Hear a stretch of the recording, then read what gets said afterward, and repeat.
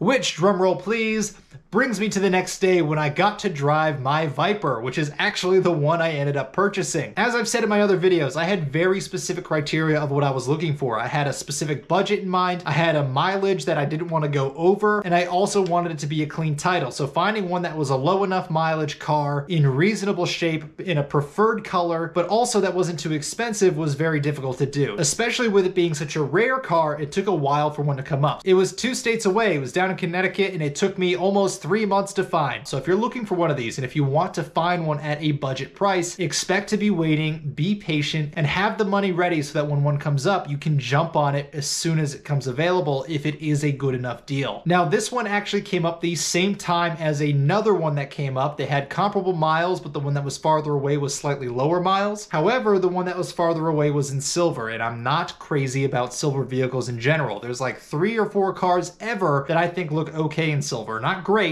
okay, and I'm not even gonna say what they are because I refuse to acknowledge that any silver car looks good. But the one I ended up buying was listed at $38,000 or $39,000, and at that point it was September, we're going into the winter, you know people want to get rid of these things so they don't have to store it for the winter. So what I actually ended up doing is I reached out to the owner of the car and I said, look, there's this other car that's available, it has less miles, it's not that much farther away than yours is, and quite frankly, it's in really good condition. I was very upfront with him. I said, you know, to be frank, this other one's a better deal, and I like yours, but I'm not really interested in it unless I can get it for about $36,000. So it's obviously less than he was asking, but I didn't like lowball the absolute crap out of him. It was enough that if he was actually interested in keeping the car moving, he would at least consider it at that price point. And actually, the guy was super nice about it. He was super receptive. He owned this car, as I found out, for 12.5 years. So I think he cared more about it going to the right person than he did about getting every dollar out of it that he could. So I think I got kind of the best outcome I could there, because he's like, look, you were upfront with me and you were honest, but you weren't rude about it. You didn't lowball me unnecessarily. You didn't waste my time. And quite frankly, you weren't being a dick. He's like, you know what? You were very kind in the way you worded it. You were very professional in how you approached me, and you were very serious about it. So sure, if you come down, you check out the car, I will honor $36,000, which is like, honestly, just like remembering that sensation, like the hair is standing up on my arm right now. Like I still get so giddy about, I'm amazed. I'm so glad that worked out, because like it was just kind of the dream scenario for me. And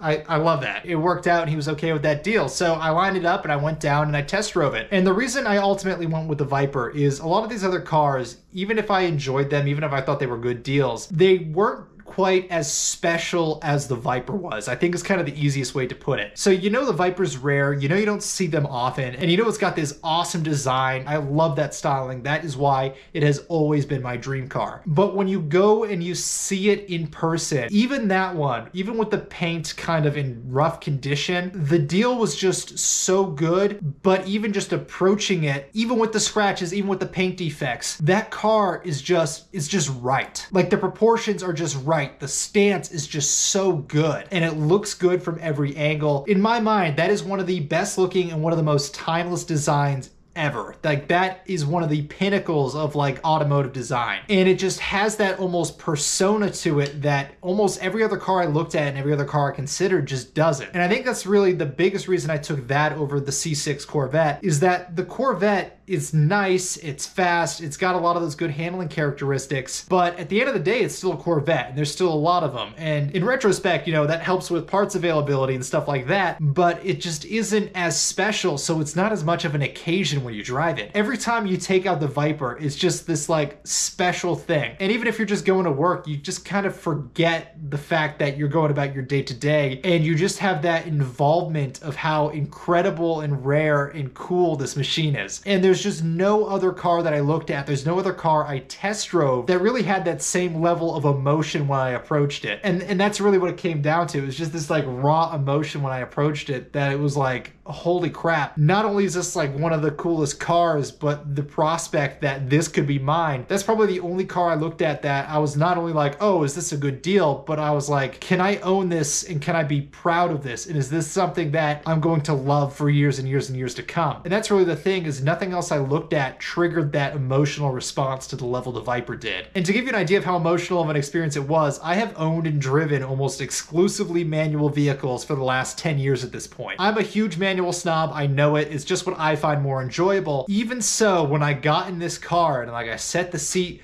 just right, and you like mold into these deep, stiff bucket seats, and you're sitting low, and the wheel's the perfect size, and everything's just perfectly placed, and you have the gauges just angled slightly towards the driver. Just the experience of that and taking it all in, especially for the first time, I was just in such awe, and it was like such a surreal experience that I go and I put the car in gear, and I like just go to take off gently just to see if this is like a livable, reasonable thing before I try to rip on it, that I forgot to take the parking brake off and it didn't move. And it took me a second to like fully process. I was like confused. I was like, oh, is that like the chewed rotor in the front? And then as it clicked and I looked over to the parking brake, the owner's kind of like, you, and I was like, yeah, okay, I know, like I'm stupid, like hold on.